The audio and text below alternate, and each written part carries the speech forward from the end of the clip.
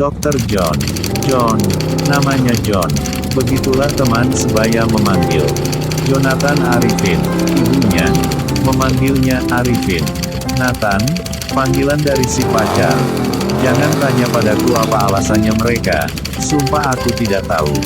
Sebab tiap-tiap penyebutan selalu menyimpan harapan. Dan tiap-tiap harapan acap kali disembunyikan. John pun lulus kuliah.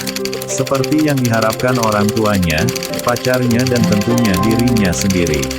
Hei John, selamat. Sambut mereka. Oh, Arifin, sambut ibunya. Oh, Nathanku, cium pacarnya, tak lama lagi engkau seorang dokter.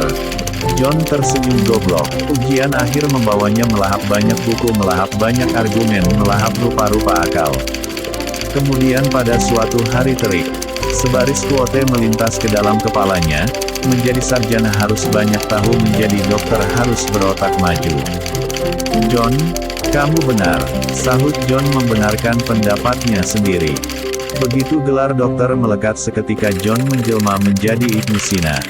Hari ini John menjadi Imam Ghazali. Kukira, dalam waktu lebih lama dari masa Ibnu Sina John menjadi Imam Ghazali. Beberapa tahun kemudian, kecuali pada jam dinas profesi, kulihat John dengan jubah nan mewah.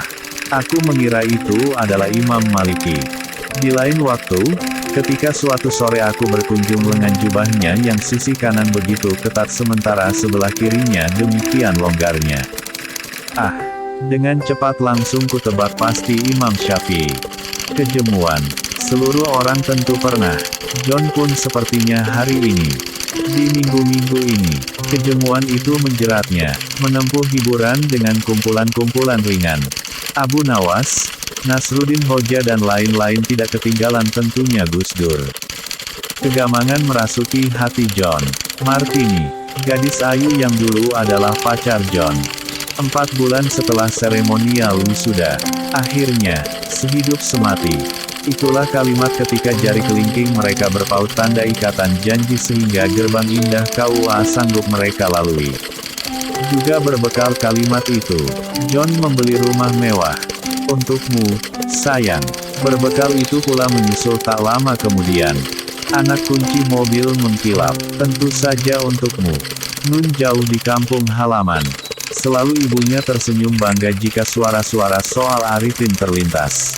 Jonathan Arifin, sebuah nama karena karisma John Wick. Tidak, hanya pada John Wick aku terpincut, jawab bapaknya, filmnya yang lain aku sama sekali tidak berminat. Iya, yang lain pernah nonton akan tetapi kartu as rupanya tetap pada Jonathan Wick. Jawab ibunya ketika ditanya soal nama Jonathan Arifin. Kegamangan merasuki John menyusul kejemuan. Mungkin karya Fariduddin Attar, keajaiban-keajaiban para aulia akan mengembalikan gairah. John membeli buku itu.